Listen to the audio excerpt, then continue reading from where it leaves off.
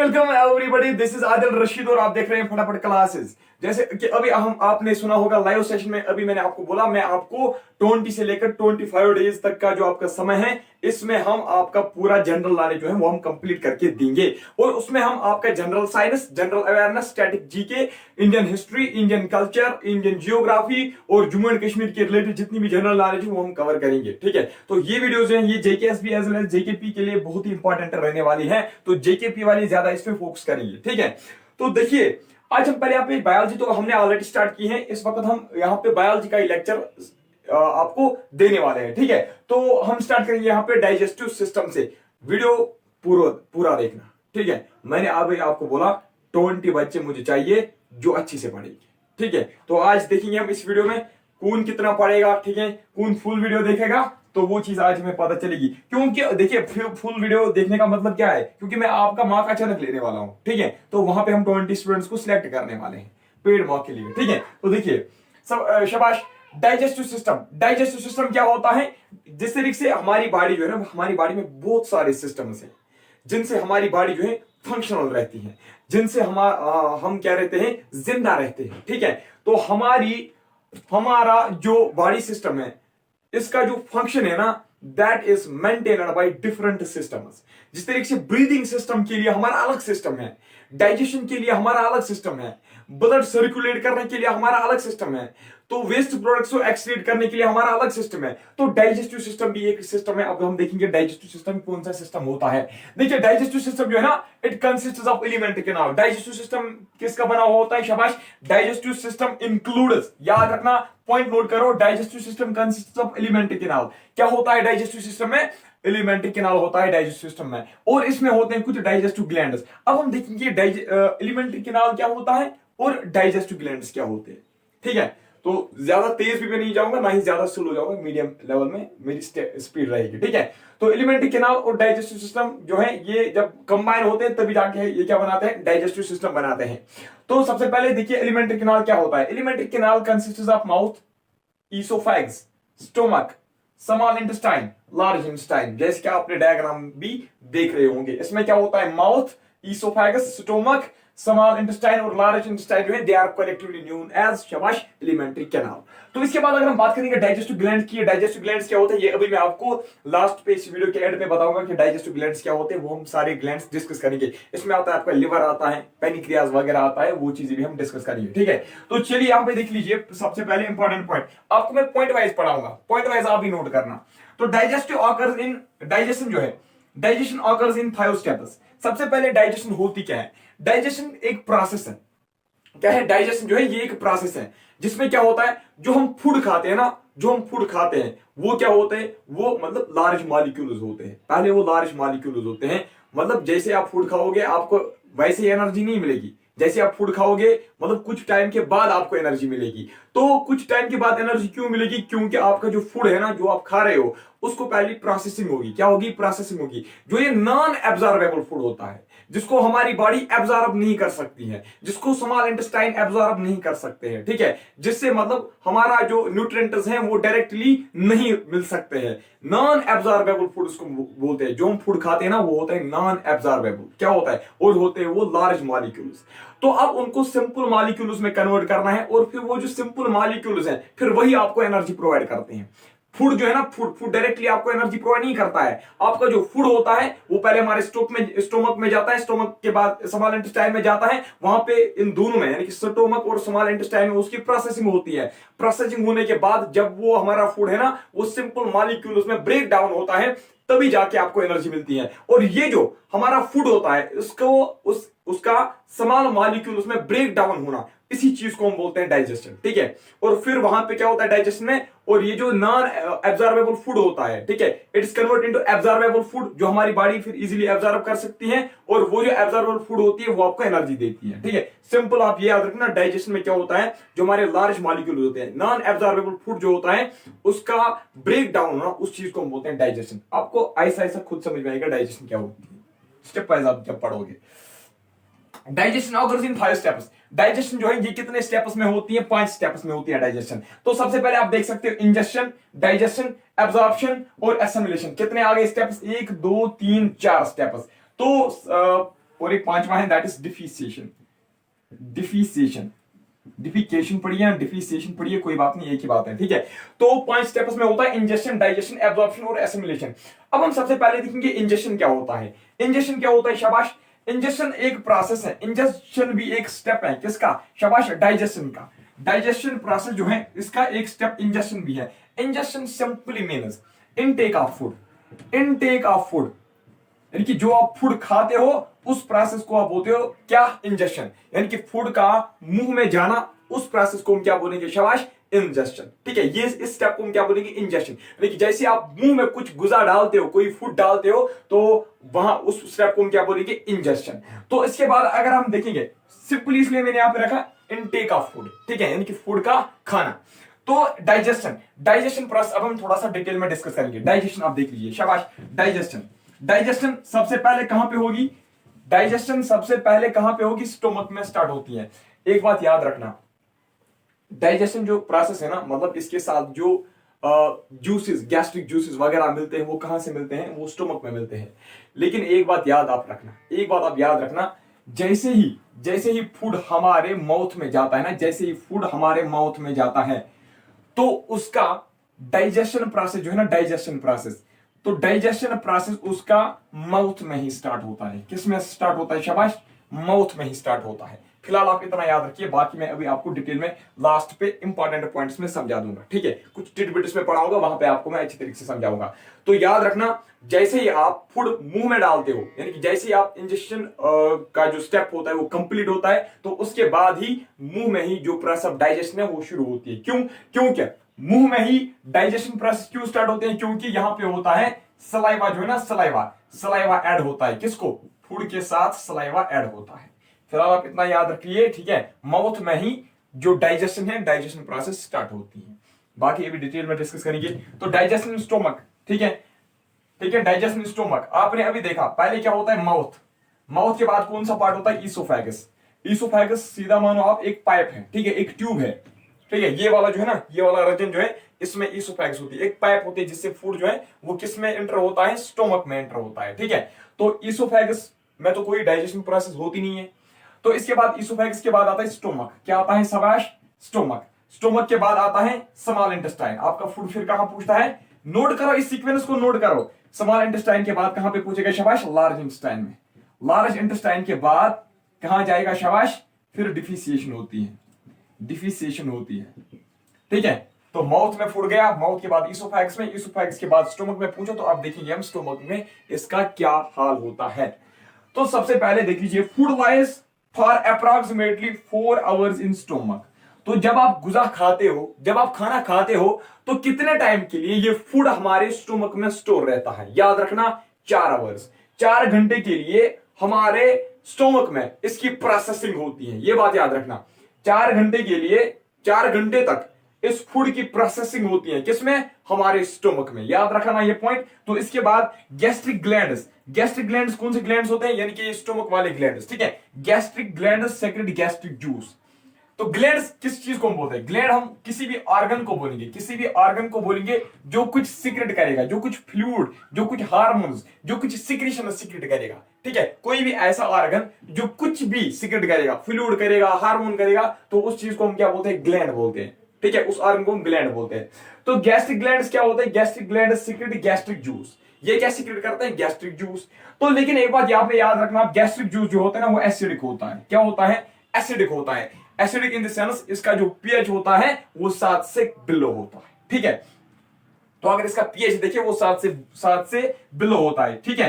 तो HCl यानी कि हाइड्रोक्लोरिक एसिड, ठीक है, हाइड्रोक्लोरिक एसिड याद रखना, हाइड्रोक्लोरिक एसिड, हाइड्रोक्लोरिक एसिड जो है HCl secreted from oxyntic cells. Oxyntic cells कौन सी सेल्स होती हैं, these are present in stomach, याद रखना, ठीक है। ऑक्जेंटिक सेल्स स्टोमक में होती हैं, ऑक्जेंटिक सेल्स वो क्या प्रोड्यूस करते हैं, वो करते हैं प्रोड्यूस HCl। आपने इससे पहले भी ये सुना होगा कि स्टोमक जो है वो प्रोवाइड करता है HCl, that is hydrochloric acid. लेकिन ये चीज आपने किसी ने नहीं बताई होगी कि हाइड्रोक्लोरिक एसिड जो है स्टोमक में कौन सी सेल्स सीक्रेट करती है, तो याद रखना, अब जो HCl है उसको कौन सिक्रेट करता है? Oxyntic cells. ऑक्जेंटिक सेल्स कहां पे होता है? स्टोमक में होता है। तो अब HCl का काम क्या होता है? HCl भी एसिडिक होता है क्योंकि ये भी हाइड्रोक्लोरिक एसिड है, इसका भी pH जो है वो 7 से बिलो होता है। तो HCl secreted from oxyntic sales kills bacteria. सबसे पहले ये क्या करता है? हमारे फूड के साथ जितने भी बैक्टीरिया होते हैं उनको ये किल कर देता है। कौन? HCl, जो कौन सिक्रेट करते हैं? Oxyntic cells. तो and accelerators reaction of enzymes. तो यहां से फिर स्टार्ट क्या होती है, यानी कि ये जो प्रोसेस होती है ना, ये जो रिएक्शंस हमारे स्टोमक में होती हैं, तो उनको ये एक्सेलरेट करवाता है। कौन एक्सेलरेट करवाता है? Hydrochloric acid. तो इट मेक्स फूड एसिडिक। याद रखना, विच of the following makes food acidic in stomach? याद रखना, that is hydrochloric acid, that is capital H capital C small l। ठीक है, हाइड्रोक्लोरिक एसिड। तो थोड़ा सा रिवाइज कर देते हैं। सबसे पहले मैंने आपको बोला डाइजेस्टिव सिस्टम। डाइजेस्टिव सिस्टम में होता है एलिमेंट्री कैनाल और उसमें होते हैं कुछ डाइजेस्टिव ग्लैंड्स। तो एलिमेंट्री कैनाल में आपका क्या आता है? माउथ आता है। ठीक है, माउथ के बाद इसोफैक्स, इसोफैक्स के बाद स्टोमक, स्टोमक के बाद स्मॉल इंटेस्टाइन, स्मॉल इंटेस्टाइन के बाद लार्ज इंटेस्टाइन।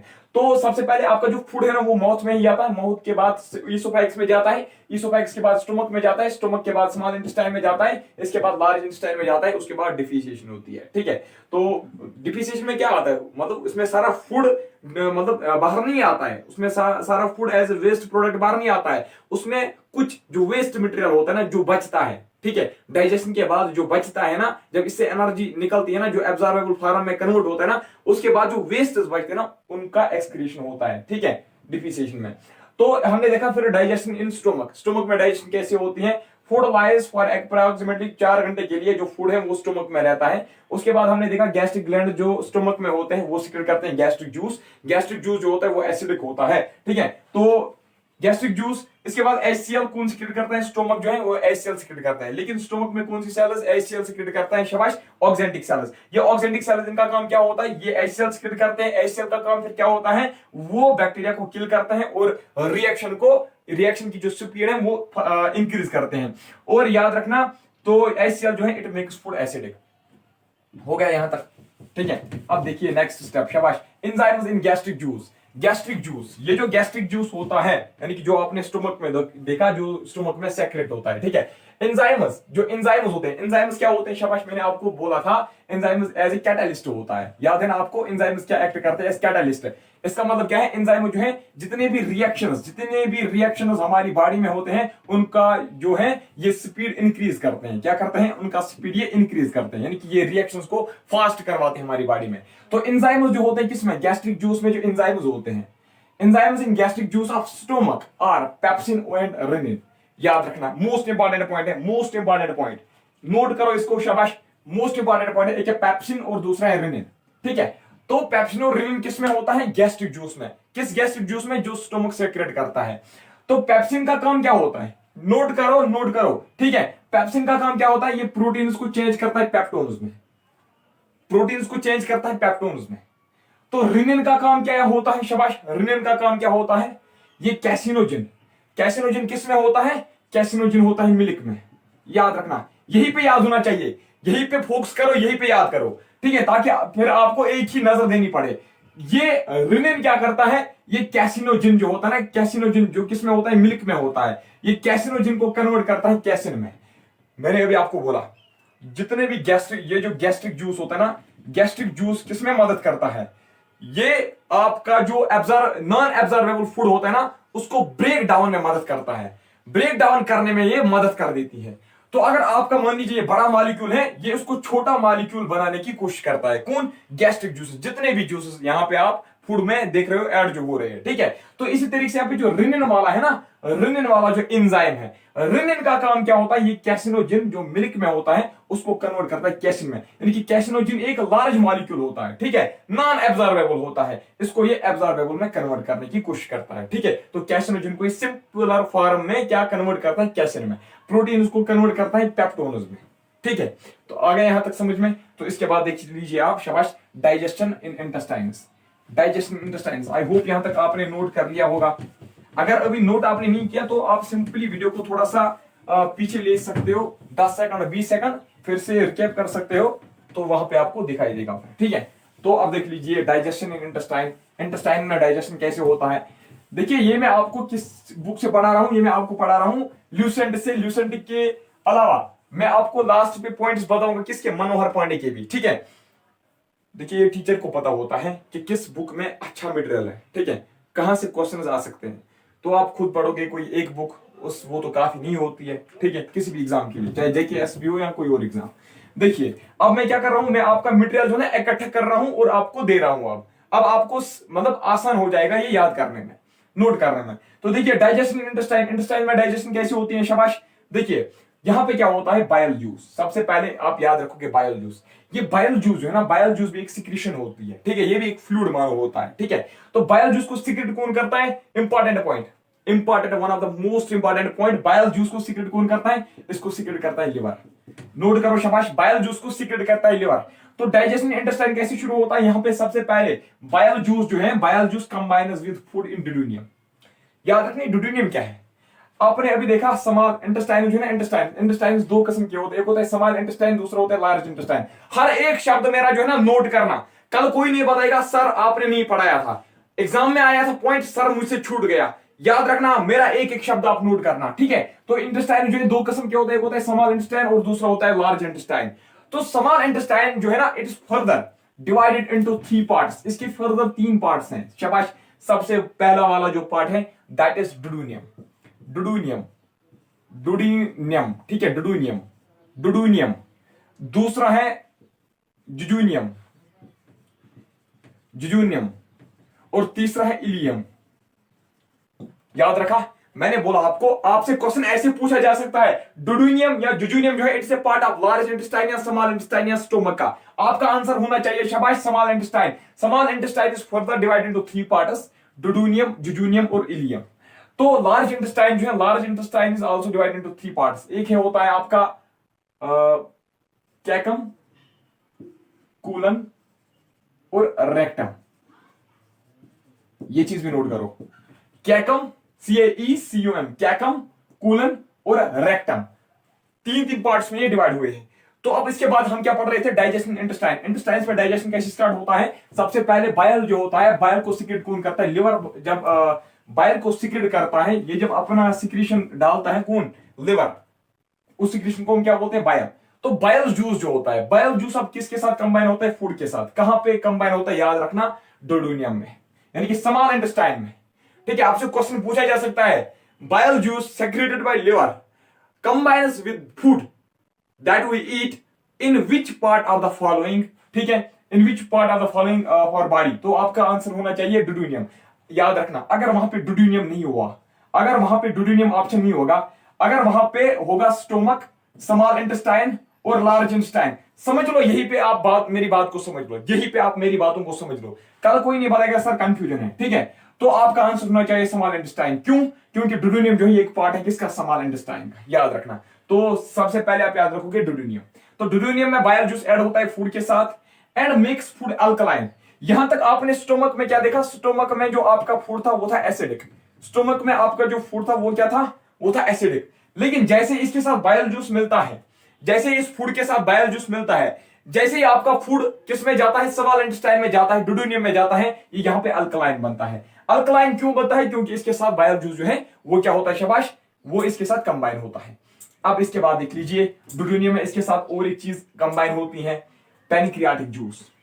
पैनक्रियाटिक जूस जो है इसको कौन सेक्रेट करता है, शाबाश, इसको सेक्रेट करता है पैनक्रियास। कौन, पैनक्रियास जो है, पैनक्रियास सेक्रेट्स पैनक्रियाटिक जूस। समझ में आया। सबसे पहले बाइल जूस डुडूनियम में इसके साथ ऐड होता है स्मॉल इंटेस्टाइन में, उसके बाद इसमें होता है डुडूनियम में ही पैनक्रियाटिक जूस जो है, जो कौन सेक्रेट करता है, पैनक्रियास जो सेक्रेट करता है, तो वो इसके साथ ऐड होते हैं, किसके साथ, शाबाश, फूड के साथ। तो याद रखना आप, पैनक्रियाटिक जूस जो है ना, इसमें 3 किस्म के एंजाइम्स होते हैं। पैनक्रियाटिक जूस में 3 किस्म के एंजाइम्स होते हैं। आपको डिटेल में ऐसे नहीं पूछा जाएगा कि स्टेप्स बता, नहीं, आपसे एक क्वेश्चन पूछा जाएगा, पॉइंट में आपसे पूछा जाएगा, इसलिए आप पॉइंट वाइज नोट करना, ट्रिप्सिन का काम क्या है, अमाइलेज का काम क्या है, लिपेज का काम क्या है। इसी तरीके से आप नोट करोगे पैनक्रियाटिक जूस है, इसमें 3 किस्म के एंजाइम्स होते हैं। ये एक पॉइंट आप नोट करोगे, फैक्ट वाइज आप नोट करो, ठीक है। तो पैनक्रियाटिक जूस में 3 एंजाइम्स होते हैं, एक होता है ट्रिप्सिन, दूसरा होता है अमाइलेज और तीसरा होता है लिपेज। तो अब आप में से कोई बोलेगा सर ये चीज हमें नहीं पूछी जाएगी, क्यों नहीं पूछी जाएगी, आप ही तो बता रहे हो कि हमारा जो सिलेबस है वो 10th लेवल का है। क्या ये 10th की बायोलॉजी में नहीं है, क्या ये 10th की बायोलॉजी में नहीं है।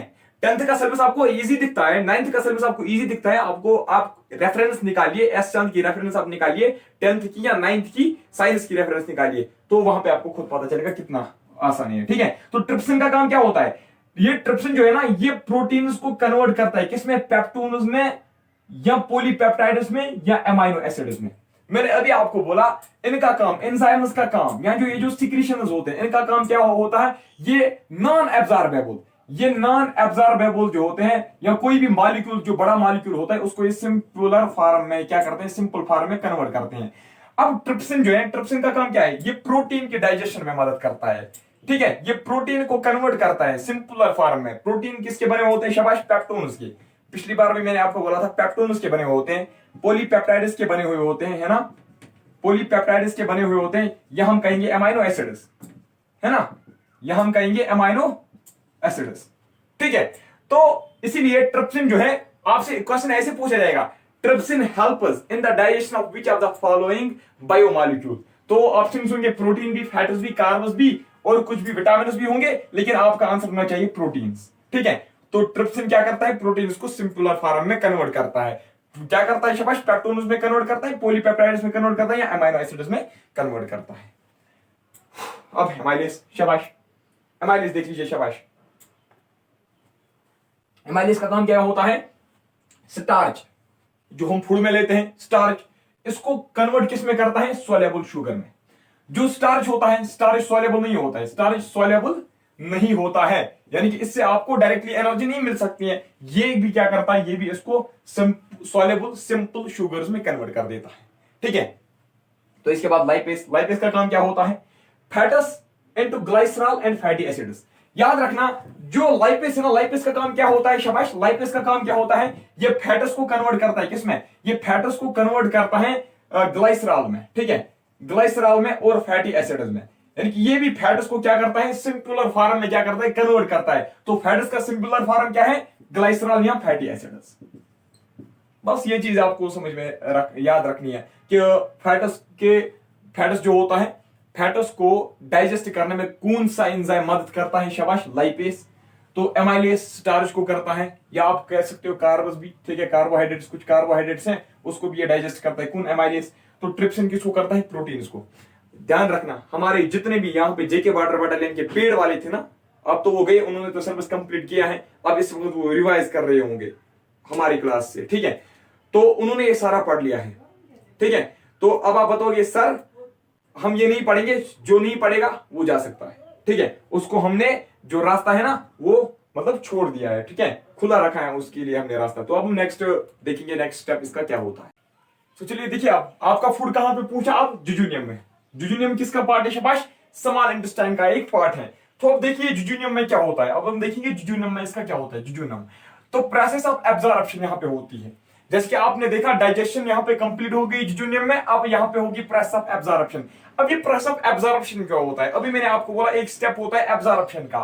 तो एब्जॉर्प्शन ये जो वाला स्टेप होता है, इसमें क्या होता है? शाबाश, इसमें फूड मिक्स होता है ब्लड के साथ। जो हम पहले फूड खाते हैं वो ब्लड के साथ मिक्स नहीं होता है। क्यों? क्योंकि वो लार्ज मॉलिक्यूल्स होते हैं, उनको जरूरी होता है ब्रेक डाउन होना। ठीक है, उनका ब्रेक डाउन होना जरूरी होता है। तो वो कहां पे होता है? स्टोमक में होता है और स्मॉल इंटेस्टाइन में होता है, जिस तरीके से हमने देखा।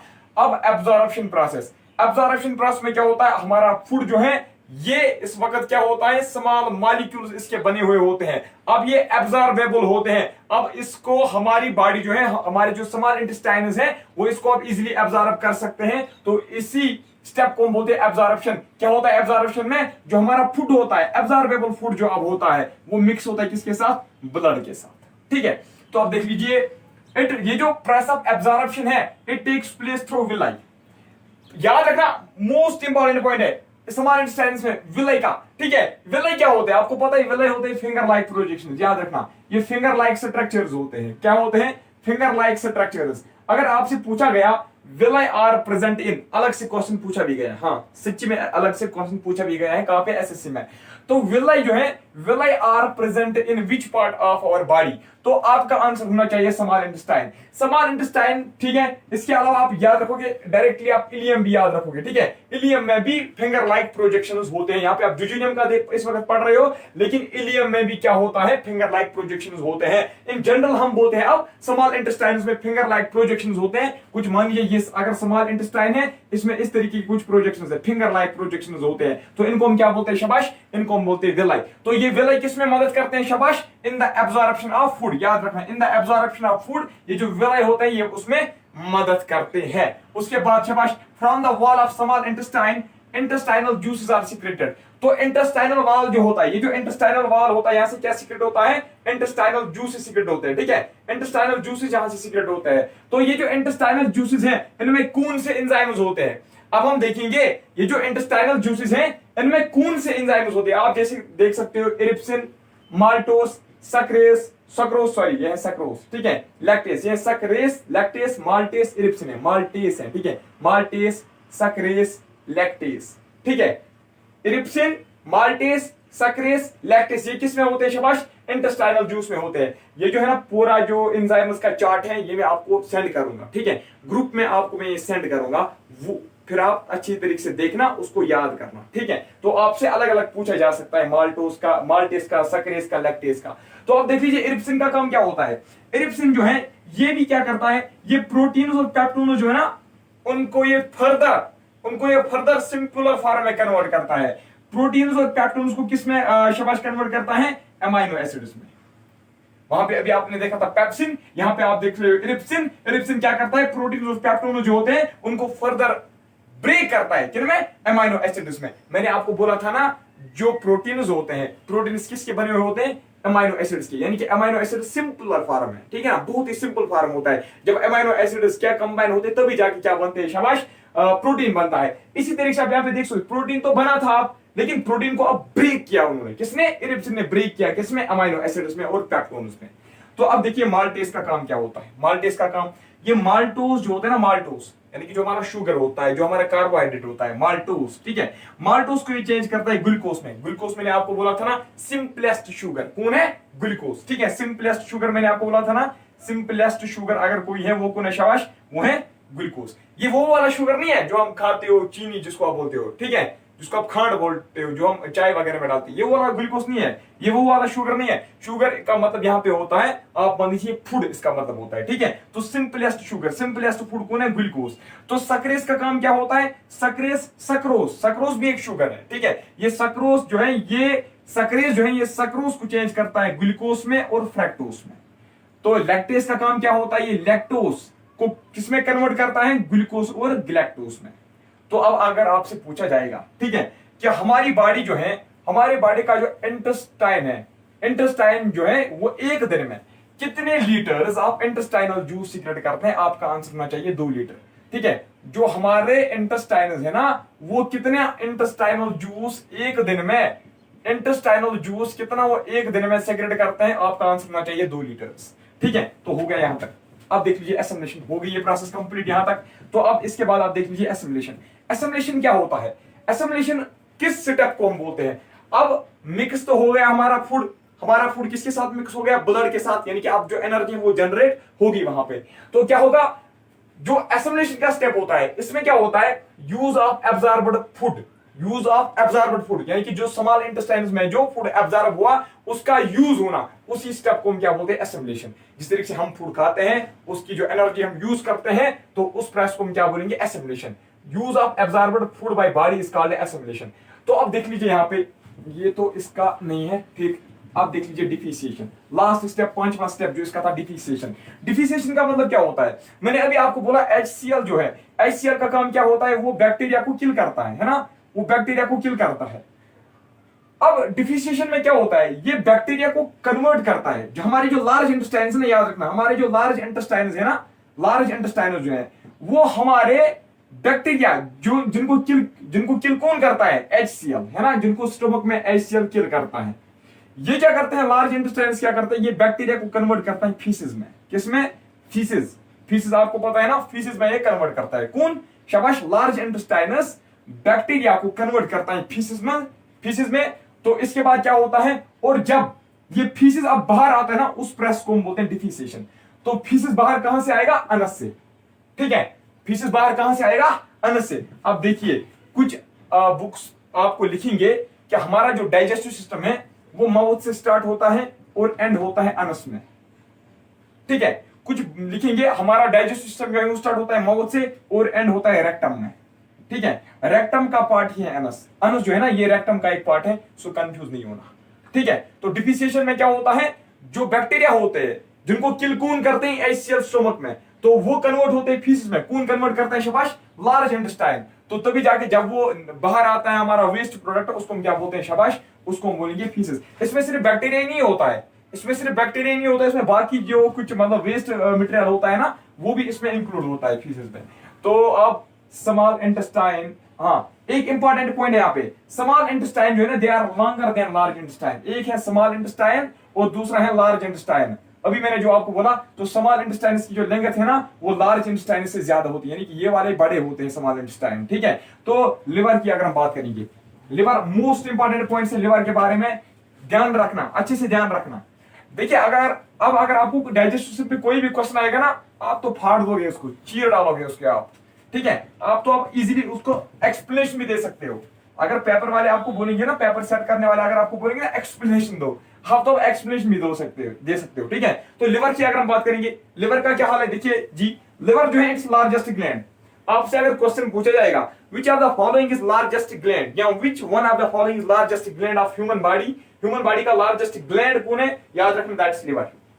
लिवर जो है, liver is largest gland of our human body. तो अगर पूछा जाएगा कि इसका वेट कितना होता है, लिवर का वेट कितना होता है, शाबाश, 1.5 kg से लेकर 2 kg तक इसका वेट हो सकता है, 1.5 kg से लेकर 2 kg तक।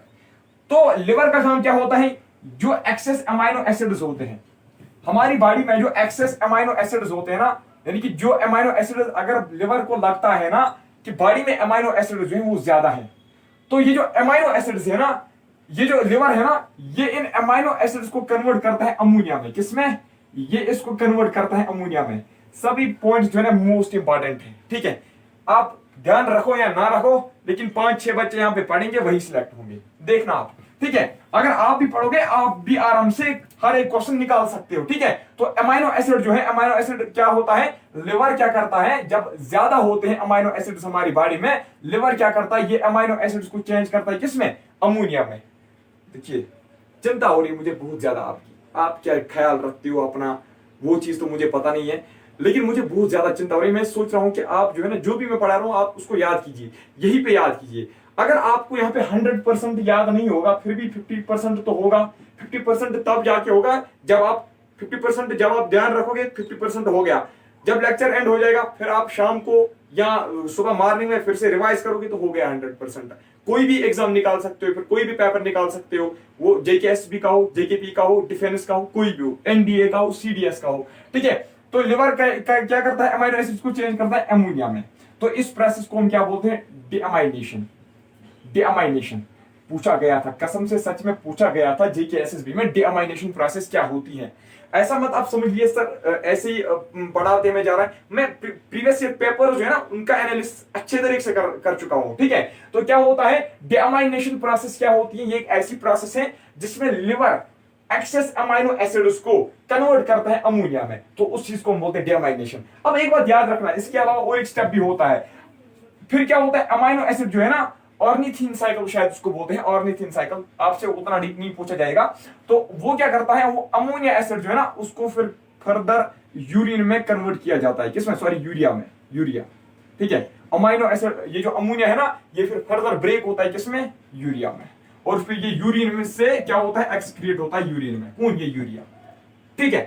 तो ये वाला हो गया। अब देख लीजिए, हाँ मैंने आपको बोला था जिस वक्त हमने बायोमॉलिक्यूल्स पढ़े थे, मैंने आपको वहां पे बताया था कि कभी कभार क्या होता है, प्रोटीन्स क्या करते हैं, प्रोटीन्स कभी कभार क्या करते हैं, ये कार्बोहाइड्रेट्स का काम करते हैं। यानी कि प्रोटीन्स कभी कभार एनर्जी देते हैं, किन के बदले, कार्बोहाइड्रेट के बदले। जब आपके बॉडी में डिफिशियंसी ऑफ कार्बोहाइड्रेट होगी, जब आपके फूड में कार्बोहाइड्रेट ज्यादा नहीं होंगे, लेकिन आपकी बॉडी को ऊपर से कार्बोहाइड्रेट्स की जरूरत है, तो उस वक्त क्या होता है, प्रोटीन जो है ना, प्रोटीन सर्व करते हैं एज कार्बोहाइड्रेट्स। तो लिवर जो है ना, लिवर का काम और एक भी होता है, ये इन प्रोटीन्स को कन्वर्ट करता है कार्बोहाइड्रेट्स में, लेकिन तभी कार्बोहाइड्रेट्स में इसको चेंज करता है जब आपकी बॉडी में कार्बोहाइड्रेट्स की लेवल जो है लो होगी, डिफिशियंसी ऑफ कार्बोहाइड्रेट होगी, ठीक है। लिवर ही प्रोटीन्स को चेंज करता है, किसमें? कार्बोहाइड्रेट्स में। विच of the following changes protein into carbohydrate? शाबाश, वो किसका काम होता है? लिवर का काम होता है। तो अभी जो मैंने आपको बोले थे ना डाइजेस्टिव ग्लैंड्स, डाइजेस्टिव ग्लैंड्स ये भी एक ग्लैंड है, डाइजेस्टिव ग्लैंड, लिवर, ठीक है। अब हम इस वक्त पढ़ रहे हैं डाइजेस्टिव ग्लैंड्स। तो फिब्रिनोजिन प्रोडक्शन, यहां पे ये क्या करता है? शाबाश, फिब्रिनोजिन प्रोड्यूस करता है, ठीक है। फिब्रिनोजिन के अलावा आप याद रखोगे हिपैरिन। फिब्रिनोजिन और हिपैरिन जो है ना, ये कौन प्रोड्यूस करता है? लिवर प्रोड्यूस करता है। इनका काम क्या होता है? ये जब ब्लड क्लॉटिंग होती है ना, ब्लड क्लॉटिंग मैंने आपको बहुत बार समझाया, ये ब्लड क्लॉटिंग में मदद करते हैं, ठीक है। यानी कि ये ब्लड को क्लॉट करने में मदद करते हैं, ब्लड को रोकने में, ब्लड को ऊज होने में, ब्लड को फ्लो होने में ये क्या करते हैं? मदद करते हैं, मतलब रोकने में, उसके रोकने में मदद करते हैं, ठीक है। जब आपको कट लगता है, आपको ब्लड बाहर आता है, तो आप 10 या 5 मिनट के बाद क्या देखते हो? आपका ब्लड स्टॉप होता है, ठीक है, वो अब बाहर नहीं आता है। वो क्यों बाहर नहीं आता है? That occurs due to clotting of blood. वो क्लॉटिंग ऑफ ब्लड किससे होता है? फिब्रिनोजिन और हिपैरिन से। तो फिब्रिनोजिन और हिपैरिन जो है, इसको कौन सीक्रेट करता है? वो भी लिवर ही सीक्रेट करता है। अब देखिए, dead RBCs are destroyed. Dead RBCs, जो आपके आरबीसीज होता है, जिसका लाइफ स्पेन खत्म होता है। आरबीसीज का लाइफ स्पेन क्या होता है? याद है आपको आरबीसीज का लाइफ स्पेन क्या होता है? 100 से लेकर 120 डेज तक इसका लाइफ स्पेन होता है। किसका? 120 डेज। आप कंफर्म याद रखना, 120 डेज इसका आप याद रखोगे अच्छे से, ठीक है। 120 दिन होता है आरबीसी का लाइफ स्पेन, ठीक है। यानी कि आफ्टर 120 डेज आरबीसी जो है ये डेड होती है, ठीक है, ये फंक्शनल फिर नहीं रहती है। फिर इन डेड सेल्स का क्या होता है? ये जो डेड सेल्स है ना, इनको लिवर डिस्ट्रॉय कर देता है, ठीक है। इन डेड सेल्स को, इन डेड आरबीसी को फिर लिवर डिस्ट्रॉय करता है, ठीक है। तो इसके बाद और एक पॉइंट आप याद रखोगे, लिवर जो है ना, it serves as reservoir of iron, copper, ठीक है। ये आयरन, कॉपर और विटामिन उसको क्या करता है? शाबाश, स्टोर करता है। कौन? लिवर। तो हो गया लिवर के बारे में। समझ में आ रहा है ना? मजा आ रहा है ना क्लास पढ़ने में? सच बताओ, मजा आ रहा है ना? आपको ये टफ लग रहा होगा, लेकिन एक बार पढ़ो, उसके बाद दूसरे बार जब आप खुद रिवाइज करोगे ना, अच्छे से समझ में आएगा। अगर आप खुद पढ़ोगे ना, ल्यूसेंट की बुक अगर आप खुद पढ़ोगे, या मनोहर पांडे की बुक खुद पढ़ोगे, आई डोंट थिंक आपको इस तरीके से समझ में आएगा। हाँ, मेडिकल स्टूडेंट्स जो है उनको समझ में आएगा डेफिनेटली, क्योंकि उन्हें ऑलरेडी पढ़ा है 11th में भी, 12th में भी, 10th में भी, 9th में भी। तो इसीलिए मैं इसको क्या करता हूं, सिंपल फॉर्म में आपको देता हूं, ठीक है। तो देखिए आप, गॉल ब्लैडर, ठीक है, ये भी डाइजेस्टिव ग्लैंड है, पेनक्रियास भी डाइजेस्टिव ग्लैंड ही है, ठीक है। तो गॉल ब्लैडर का काम क्या होता है? गॉल ब्लैडर देखिए, ये शाबाश, गॉल ब्लैडर की शेप क्या होती है? आपसे क्वेश्चन सिंपल आ सकता है। तो which of the following is pear shaped organ? ठीक है, pear shaped gland, that is gallbladder. Gallbladder क्या होता है? इट्स पियर शेप्ड ग्लैंड, ठीक है। ये एक सिंपल सैक होता है, इस तरीके से होता है, थोड़ा इस तरीके से, ठीक है, पियर शेप्ड होता है, ठीक है। तो गॉल ब्लैडर का काम क्या होता है? आपसे क्वेश्चन पूछा जा सकता है इंपॉर्टेंट पॉइंट से, इसलिए मैं पॉइंट वाइज ही बता रहा हूं। आपसे इस तरीके से क्वेश्चन पूछा जा सकता है, which of the following gland या which of the following part of our body temporarily stores bile? Bile को सीक्रेट कौन करता है? लिवर सीक्रेट करता है। लेकिन अब आपसे पूछा जा सकता है, गॉल ब्लैडर को कौन स्टोर करता है? इसको, सॉरी, बाइल को कौन स्टोर करता है? इसको स्टोर करता है गॉल ब्लैडर, ठीक है। Bile is stored by gallbladder, ठीक है। अब इसके बाद बाइल जो है, अभी मैंने आपको बोला डुडेनियम में फूड के साथ मिक्स होता है बाइल, है ना, डुडेनियम में। तो अब बात यह है कि अगर गॉल ब्लैडर है, गॉल ब्लैडर में बाइल स्टोर हो चुका है, तो ये डुडेनियम तक कैसे पहुंचेगा? इट ट्रांसपोर्ट, यानी कि ये जो है ना, इसका जो ट्रांसपोर्टेशन होता है, इसका ट्रांसपोर्टेशन कैसे होता है? बाइल डक्ट से। एक डक्ट निकलती है कहां से? गॉल ब्लैडर से, जो इसको कहां पहुंचा रही है? इस बाइल को, शाबाश, डुडेनियम में। तो अब बाइल का काम होता क्या है? याद रखना, which of the following help us in digesting the fats? तो आपका आंसर होना चाहिए बाइल, ठीक है। बाइल जो है ना, it help us in emulsifying the fats, यानी कि ये फैट्स को ब्रेक डाउन करने में मदद कर देती है। तो इसके अलावा ये विटामिन के की जो एब्जॉर्प्शन है ना, विटामिन के को एब्जॉर्ब करने के लिए, या फैट्स में जो कुछ विटामिन होते हैं ना, फैट्स में जो कुछ ऐसे चीजें होती हैं जो एब्जॉर्ब नहीं हो सकते हैं, तो वो बाइल की वजह से क्या होते हैं? एब्जॉर्ब हो सकते हैं। विटामिन के का एब्जॉर्प्शन और फैट्स का एमल्सिफिकेशन, ये दो चीजें आप याद रखोगे। ये कौन करता है? ये बाइल करता है। अब नेक्स्ट देख लीजिए आप, शाबाश, पेनक्रियास का काम क्या होता है? पेनक्रियास देख लीजिए आप, pancreas is second largest gland of our human body.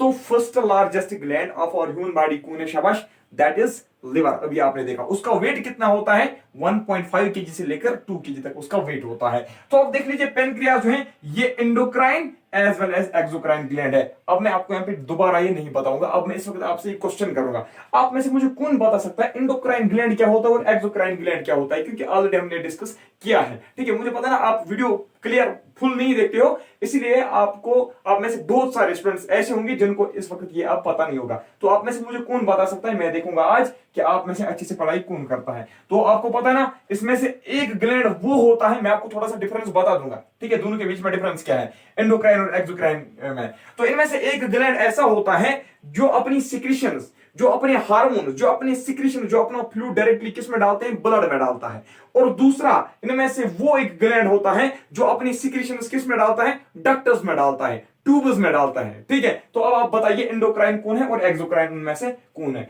तो चलिए आप देख लीजिए पैनक्रियाटिक जूस, पैनक्रियाटिक जूस जो ये कौन सीक्रेट करता है, अभी मैंने आपको वहां पे बोला it is secreted by pancreas.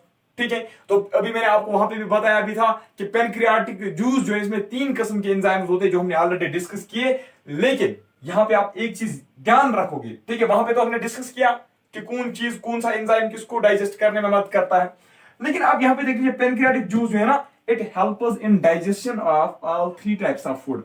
अगर आपसे क्वेश्चन अलग से आएगा विच of the following help us in digestion of all 3 types of food, तो पैनक्रियाटिक जूस तो बायल होगा वहां पे, या इंटेस्टाइनल जूस वगैरह होगा, ऑप्शन बहुत सारे होंगे, आपका पैनक्रियाटिक जूस होना चाहिए। क्यों, ये तीनों के तीनों जो फूड मटेरियल्स होते हैं ना, फॉर एग्जांपल कार्बोहाइड्रेट्स, कार्ब्स जिसको हम बोलते हैं, कार्बोहाइड्रेट्स, फैट्स, प्रोटीन्स, तीनों के तीन जो फूड मटेरियल है ना, तीनों के तीन जो कॉन्स्टिट्यूएंट्स है ना, इनको ये डाइजेस्ट करने में मदद करता है। कौन, पैनक्रियाटिक जूस। अब आइलेट्स ऑफ लैंगरहांस, इंपॉर्टेंट, आपने इंसुलिन का नाम सुना होगा, यहां पे देख लीजिए आप।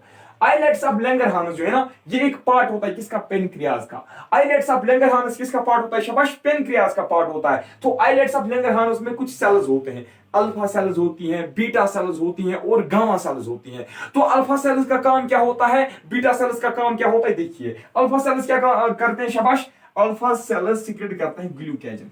क्या सीक्रेट करते हैं, शाबाश, ग्लूकोजन। कौन से सेल्स सीक्रेट करते हैं, अल्फा सेल्स। लेकिन कौन सा बॉडी पार्ट करता है, पेनक्रियास करता है। इसमें से कौन सा पार्ट करता है, ये जो आपका आइलेट्स ऑफ लैंगरहांस है। आइलेट्स ऑफ लैंगरहांस में 3 किस्म की सेल्स होती हैं, अल्फा सेल्स होती हैं, बीटा सेल्स होती है और गामा सेल्स होती हैं। तो अल्फा सेल्स का काम क्या होता है, वो ग्लूकोजन सीक्रेट करते हैं। तो बीटा सेल का काम क्या होता है, वो इंसुलिन सीक्रेट करती है ना। तो आपने देखा होगा, आपने सुना भी होगा, deficiency of insulin causes, deficiency of insulin causes diabetes. तो इंसुलिन इंजेक्शन, आपसे क्वेश्चन इस तरीके से आ सकता है, इंसुलिन इंजेक्शन जो दिए जाते हैं ना, इंसुलिन इंजेक्शन किस पेशेंट को दिया जाता है, शाबाश, वो डायबिटिक पेशेंट्स को दिया जाता है। ठीक है, इस तरीके, इसलिए ध्यान रखो, क्वेश्चन के डिफरेंट फॉर्म्स हो सकते हैं, आपको ये चीजें कोई नहीं समझाएगा, आपको पढ़ाएंगे ऐसे ही, लेकिन डिफरेंट फॉर्म्स जो क्वेश्चंस के ना, ये समझना जरूरी है। क्यों, आपने हर सब कुछ पढ़ा हुआ होता है, लेकिन जब वहां पे ऑप्शन आते हैं ना, वो किसी दूसरे तरीके से आते हैं, ट्विस्टेड आते हैं, ठीक है, इंटरमिंगल करके आते हैं वो वहां पे। तो हो गया यहाँ पे, तो एक्सेस ऑफ इंसुलिन, ये आपने याद रखना, इंसुलिन जो है, इंसुलिन कौन सी सेल सीक्रेट करती है, बीटा सेल। ठीक है, आइलेट्स ऑफ लैंगरहांस जो है ना, या आप कहोगे पेनक्रियास की जो बीटा सेल्स होती है वही इंसुलिन सीक्रेट करती है। तो इंसुलिन इंजेक्शन किसको दिए जाते हैं, डायबिटिक पेशेंट्स को दिए जाते हैं। तो यहां पे अब आप देख लीजिए, एक्सेस इंसुलिन, अगर किसी शख्स में, अगर किसी पर्सन में, अगर किसी ह्यूमन बीइंग में इंसुलिन का जो कंसंट्रेशन है वो ज्यादा होगा, इंसुलिन जो है उसका अमाउंट ज्यादा होगा बॉडी में, तो उसको एक डिजीज लगेगी, उसका नाम है हाइपोग्लिकेमिया। हाइपोग्लिकेमिया आपको दिखाई दे रहा ना, हाइपोग्लिकेमिया कौन सी डिजीज है, शाबाश। इसमें क्या होता है, इसमें लॉस ऑफ विजन होता है। क्या होता है, लॉस ऑफ विजन। इसमें अगर किसी शख्स में, अगर किसी इंसान में जो इसका अमाउंट है, किसका अमाउंट, इंसुलिन का अमाउंट ज्यादा होगा, उसमें होगा हाइपोग्लिकेमिया। हाइपोग्लिकेमिया जो ये डिजीज है, इससे क्या होता है, विजन जो है ना वो क्या होती है, वो टेम्पररीली लॉस होती है। ठीक है, फिर उस इंसान को कुछ भी दिखाई नहीं देता है। और दूसरी बात, एक और चीज होती है, रिप्रोड्यूसिंग कैपेसिटी जो है ना, रिप्रोड्यूसिंग कैपेसिटी यानी कि रिप्रोडक्शन का जो कैपेसिटी है ना, तो वो भी उसमें लीक हो जाती है, यानी कि अब वो उसके बाद रिप्रोडक्शन नहीं कर सकता।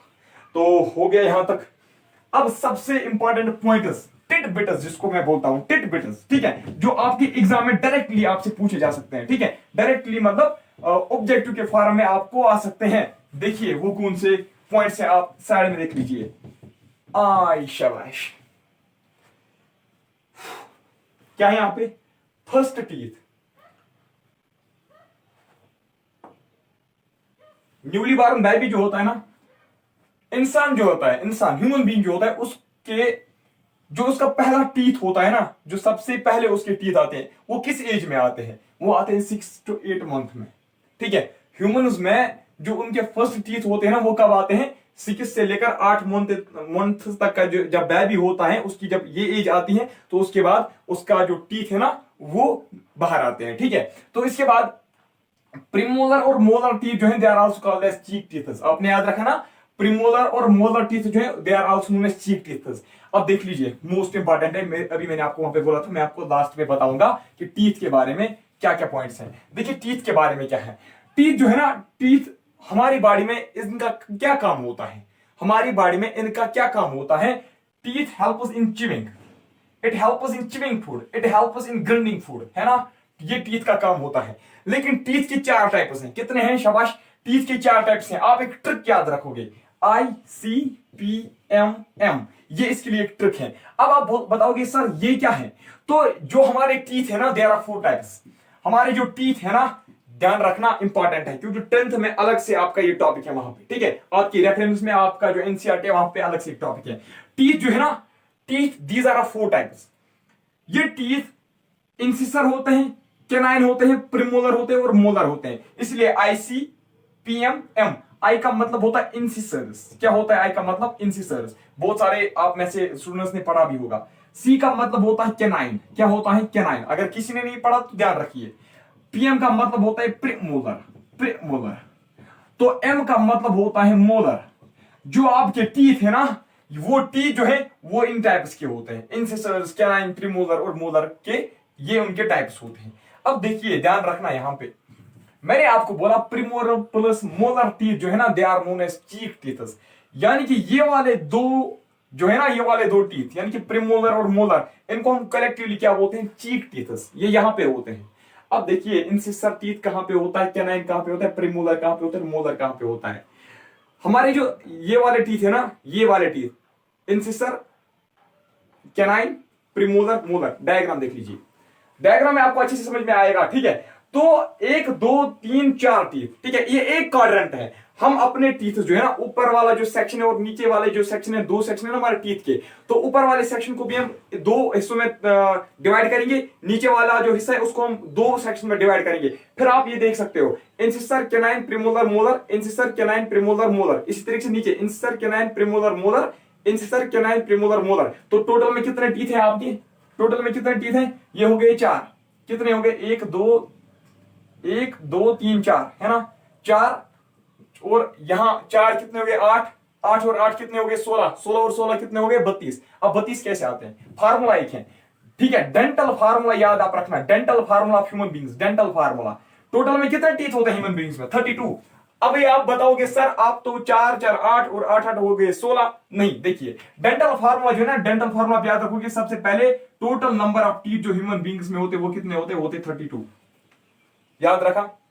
ठीक है, तो इसके बाद डेंटल फार्मूला मैंने आपको बोला याद रखने को। तो डेंटल फार्मूला आप ऐसे याद रखोगे, 2 1 2 3 डिवाइडेड बाई 2 1 2 3।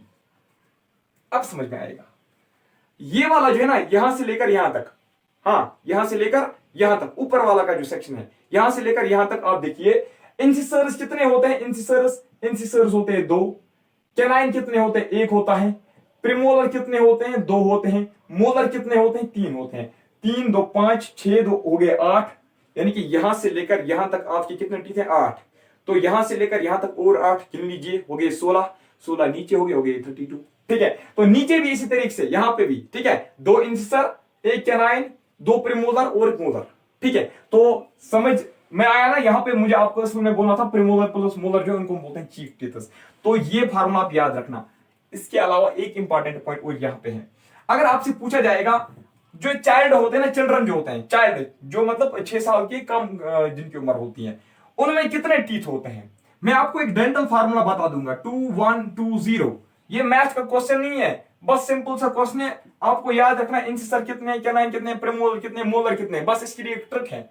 तो 2 1 2120 आप याद रखोगे, ठीक है। ये वाली फार्मूला 2120 डिवाइड बाय 2120, 2123 बाय 2123, ये किसका है? ये एडल्ट्स का है। 2120 किसका? ये चिल्ड्रन का है। अब आप में से मुझे कौन बता सकता है कि चिल्ड्रन जो होते हैं ना, उनमें टोटल नंबर ऑफ टीथ कितने होते हैं? एग्जाम में पूछा गया था, लेकिन सीजीएल वाले पेपर में पूछा गया था।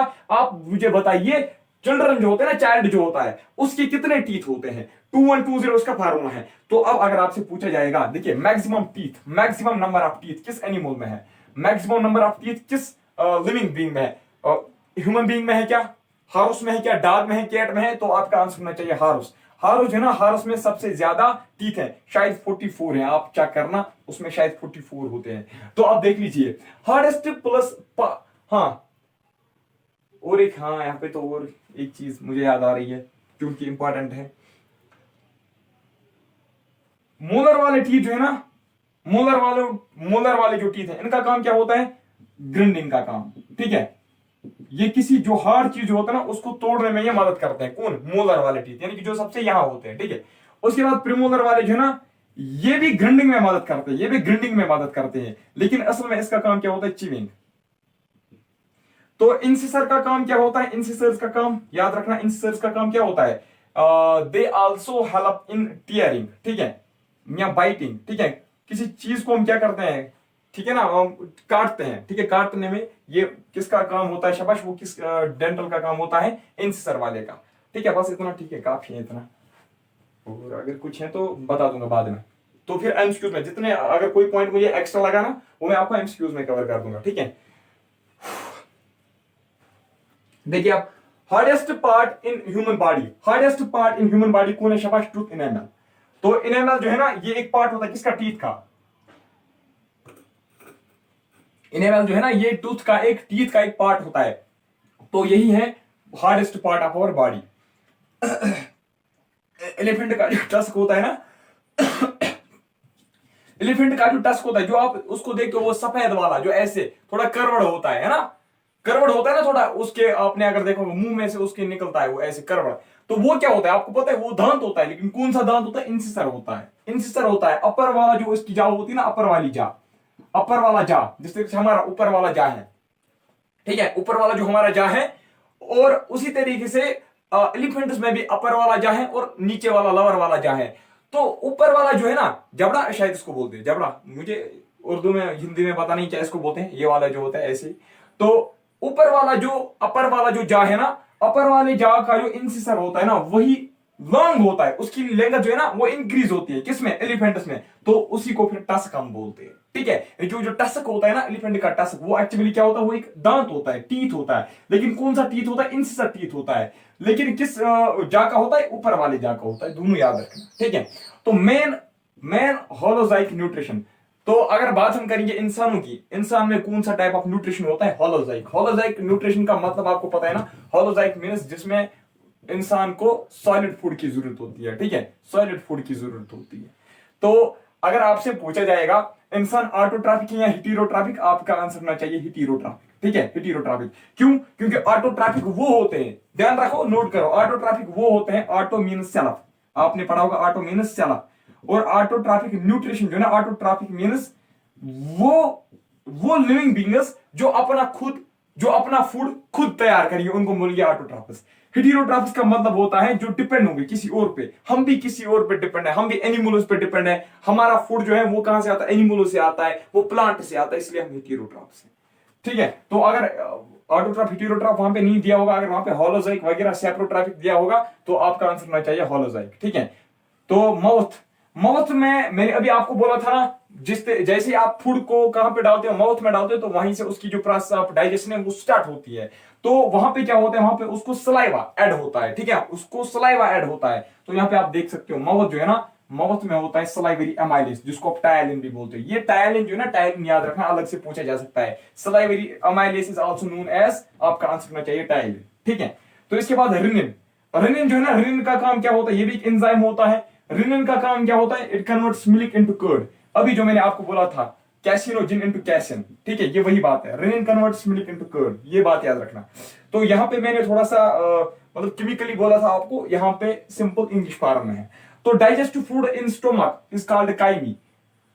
जब प्रोसेस फूड की खत्म होती है ना स्टोमक में, तो वहां पे जो फूड फिर निकलता है ना, जो ड्यूटेरियम में जाता है, उसको हम काइमी बोलते हैं, या कायम पढ़ो या काइमी पढ़ो, एक ही बात है। तो पैरोटिड ग्लैंड, पैरोटिड ग्लैंड कहां पे होता है? यहाँ चीक्स में होता है ना, पैरोटिड ग्लैंड। तो पैरोटिड ग्लैंड जो है it's largest salivary gland. Parotid gland जो है जो यहाँ पे होता है, चीक्स में होता है, पैरोटिड ग्लैंड उसको हम बोलते हैं it is largest salivary gland. Parotid gland का काम क्या होता है? इट सीक्रेट्स सलाइवा, है ना, इट सीक्रेट्स सलाइवा। तो एक बात मुझे यहाँ पे एक इंपॉर्टेंट पॉइंट याद आ रहा है, कभी पूछा जा सकता है, ऊपर वाला जा और नीचे वाला जो, अपर जा और लोअर जा, अगर आपसे पूछा जाएगा ना इनमें से मूवेबल कौन है, यानी कि जो मूवमेंट कर सकता है, ठीक है, वो कौन सा जा है? वो लोअर वाला जा है, ठीक है। तो आप देख सकते हो, ये तो हमें लगता है कि हम ऊपर वाला जा को भी क्या कर सकते हैं? हिला सकते हैं, लेकिन ऊपर वाला जा हिलता नहीं है, नीचे वाला जा जो है वो हिल सकता है, ठीक है। तो क्रिप्टस ऑफ लिवर खून और ब्रूनर्स ग्लैंड, ठीक है, ब्रूनर्स ग्लैंड, ब्रूनर्स ग्लैंड, इसको कुछ बच्चे पढ़ते हैं बर्नर्स ग्लैंड भी, ठीक है। ब्रूनर्स ग्लैंड या क्रिप्टस ऑफ लिवर खून जो है ना, ये कहां पे होते हैं? ये ग्लैंड्स कहां पे होते हैं? ये होते हैं इंटेस्टाइन में। इनका काम क्या होता है? ये सीक्रेट करते हैं इंटेस्टाइनल जूस, ठीक है। तो इसके बाद है रफेज। रफेज का मतलब पता क्या होता है? बस लास्ट पॉइंट है आपका, रफेज। रफेज का मतलब पता क्या होता है? रफेज भी होता है फूड, रफेज, लेकिन ये कौन सा फूड होता है? ये कौन सा फूड होता है? इससे हम एनर्जी जो है ना, इससे एनर्जी हमें नहीं मिलती है, इससे हमें एनर्जी नहीं मिलती है। फिर ये किसके लिए होता है? ये होता है to retain water in our body, ठीक है, to retain water in our body. उसी के लिए हम क्या खाते हैं? रफेज। फॉर एग्जांपल रफेज में क्या आता है आपका? कोई भी नेचुरल फूड आ सकता है। कभी कभार डॉक्टर मतलब आपको रिकमेंड करता है, जब आपको ऐसी कोई डिजीज होती है ना, तो डॉक्टर बोलता है आप दलिया खाना, ठीक है। दलिया क्या है? दलिया एक रफेज है। ये क्या करता है? ये रिटेन करता है वाटर इन आवर बॉडी। तो आज के इस लेक्चर में मुझे लगता है इतना ही पढ़ेंगे, क्योंकि आज पहला दिन था। असल में आपको मैं कल से मतलब डिटेल ज्यादा लेक्चर दूंगा, आज भी डिटेल दिया, ये नहीं सोचना, ठीक है। तो मतलब मेरे कहने का मतलब है लॉन्ग ड्यूरेशन का जो वीडियो है असल में आपको कल से मिलेगा। तो ध्यान रखिए, प्लीज मेहनत कीजिए, कुछ ही दिन बचे हैं आपकी प्रेपरेशन करने के लिए। जब आप कल एग्जाम देने जाओगे ना, फिर वहां पे पछताओगे। अगर आज नहीं पढ़ोगे ना, फिर आप सोचोगे अरे यार पेपर तो आया था, सर ने बोला था, यही चीजें तो सर पढ़ा रहा था, हमने पढ़ी नहीं, तो पछताओगे उस वक्त। और दूसरी बात यह है कि जो नॉलेज आप इस वक्त यहाँ पे गेन करोगे ना, ये आपको कल जेके एसएसबी का कोई भी एग्जाम आपको देना होगा ना, इजीली कर पाओगे, आराम से कर पाओगे, ठीक है। जेके एसएसबी का, एनडीए का, या कोई भी आर्मी का, आर्मी रिक्रूटमेंट होने वाली है जल्दी, नोटिफिकेशन उसकी भी शायद आई है, तो वहां पे भी कर सकते हो, ठीक है। तो आज की इस वीडियो में इतना ही, मिलूंगा नेक्स्ट टॉपिक में, तब तक के लिए बाय बाय, टेक केयर।